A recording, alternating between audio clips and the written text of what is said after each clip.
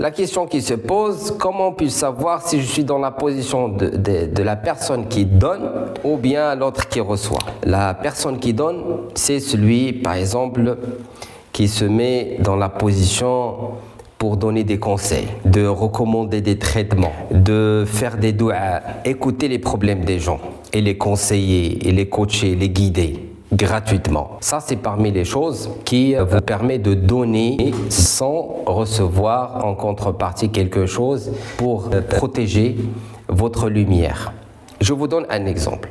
Quand quelqu'un vient chez vous et commence à vous parler sur les problèmes. Ah, écoute, j'ai un problème avec mon mari, les enfants, les crédits, le travail, machin, etc. Tous ces problèmes-là, soit directs ou bien à travers des messages vocaux sur WhatsApp ou autre. Vous écoutez attentivement. Ça veut dire vous faire rentrer dans votre tête.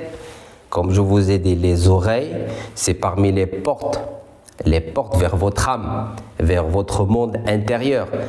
D'accord? Les portes vers le cœur. Vous faire entrer tout ça dans votre cœur et dans votre tête.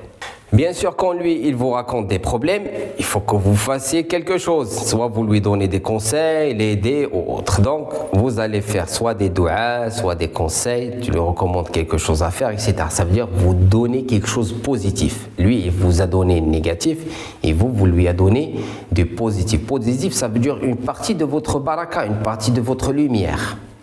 Gratuitement. D'accord? Très bien. Maintenant, une autre question qui se pose, est-ce que maintenant vous me disiez de ne pas aider les gens et les laisser se débrouiller, etc. Non, c'est pas du tout ça. Pourquoi je vous ai dit ça? C'est pas pour vous bloquer à aider les gens et vous les laisser souffrir comme ça, non. C'est pas du tout ça. Ça veut dire que vous n'êtes pas encore capable à aider les gens. À peine vous avez une lumière, un baraka pour protéger votre santé et votre travail, votre petite famille, ou bien ça va vous faciliter le mariage, ou avoir des enfants, etc.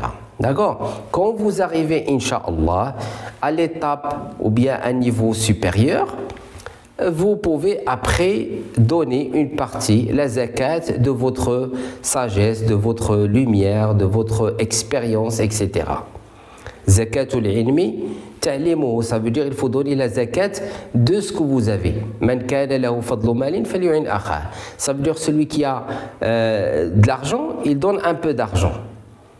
La zakat, c'est combien? C'est 2,5%. D'accord? C'est pas il faut donner la moitié ou donner tout ce que vous avez comme baraka et lumière et vous restez sans rien. D'accord? Le lendemain, vous allez chercher parce que l'énergie, c'est difficile pour la voir et la lumière, d'accord? Donc après, vous faites beaucoup de dhikr, beaucoup de prières, etc. pour avoir une lumière, une petite baraka pour protéger votre santé et avancer dans votre chemin. Il faut la soigner.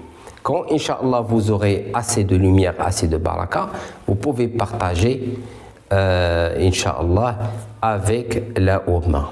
Un point très important aussi, pour les gens, que ce soit des ouris ou les personnes qui sont fragiles aux énergies des autres. Comment je peux savoir que je suis dans la position de réception d'énergie et de lumière? C'est tout simplement quand je me sens soulagé, un apaisement, plus légère, et toute l'anxiété que j'avais et l'oppression, la négativité, les pensées qui me dérangeaient, etc., il ne reste plus. C'est vidé mon cerveau et je vois une énergie, du courage, une clarté, une vision claire, surtout quand je lui racontais par exemple mon problème.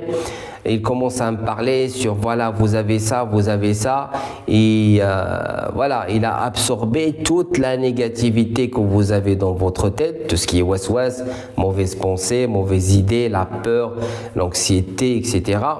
Il a capté toute la négativité que vous avez. Et c'est bon, après vous aurez une clarté, une vision claire, du courage, motivation pour exécuter et pour passer à l'action. Quand vous rentrez chez vous, vous sentez qu'il y a une énergie puissante avec vous. D'accord? Bien sûr, l'autre, il va sentir les signes que je vous ai décrits. D'accord? lourdeur, la fatigue, etc. D'accord? Mais bien sûr, comme je vous ai dit, il faut maîtriser ces choses-là. Savoir comment renouveler votre énergie et savoir se débarrasser de la négativité quand vous captez quelque chose de négatif quelque part. Parce que c'est la vie, on vit comme ça. On ne vit pas dans un monde lumineux, c'est comme ça le monde. Il est créé comme ça. Donc il faut accepter la situation, mais il faut maîtriser ces techniques-là.